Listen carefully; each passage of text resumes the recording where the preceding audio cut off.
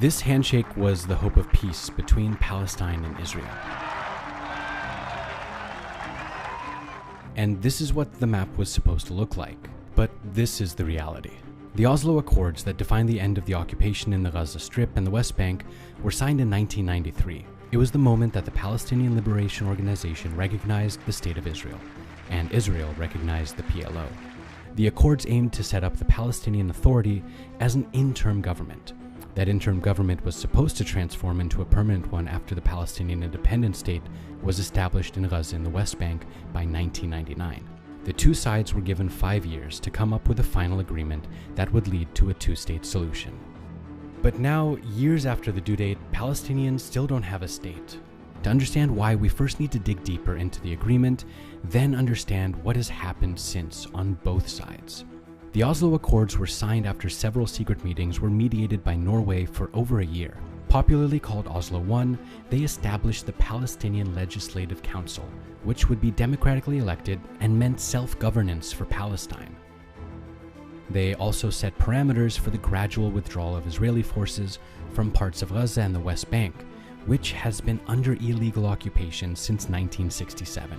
Before the entire West Bank was scheduled to go under Palestinian control, the region was divided into these three areas: A, B, and C. Area A, according to the agreement, was meant to be under full Palestinian control. It initially comprised 3% of the region and grew to 18% by 1999. Area B is where Palestine would have civil control and Israel and Palestine would have joint security control. It consisted of around 25% of the region. In 2011, it went down to 21%. Area C would be under full Israeli control except for its Palestinian civilians and form up to 74% of the territory. But this was never implemented. Israel did withdraw from a tiny part of the area but occupied the West Bank after Operation Defensive Shield in 2002. It still continues to build illegal settlements that are against the Geneva Convention while destroying Palestinian villages. The effort put into the Oslo Accords was recognized by the international community. In 1994, Palestinian leader Yasser Arafat, Israeli Foreign Prime Minister Shimon Peres, and Israeli Prime Minister Yitzhak Rabin were awarded the Nobel Peace Prize. In May 1994, the first phase of the Oslo Accords was implemented.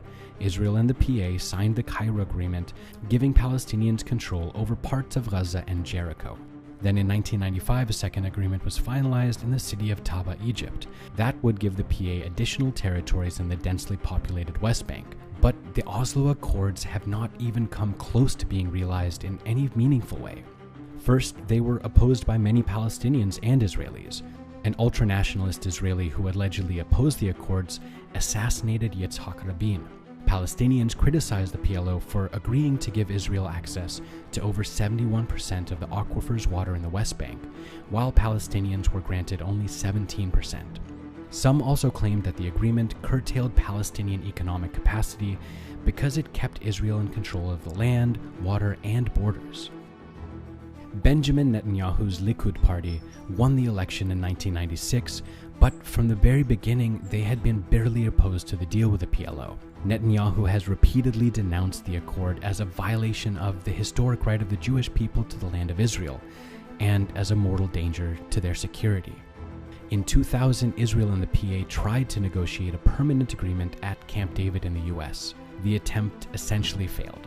And in the same year, the Palestinian uprising against Israel, known as the Second Intifada, began after Ariel Sharon, along with about 1,000 Israeli forces, entered Al-Aqsa compound, a sacred site to Muslims in Jerusalem's Old City. After everything that happened in the region, in 2015, Palestinian President Mahmoud Abbas accused Israel of not committing to the Oslo Accords and declared that Palestinians, quote, cannot continue to be bound by these agreements. And still today, a deal which would end the conflict and fulfill what the two sides committed to in the Oslo Accords, a two-state solution and a lasting peace, is still elusive.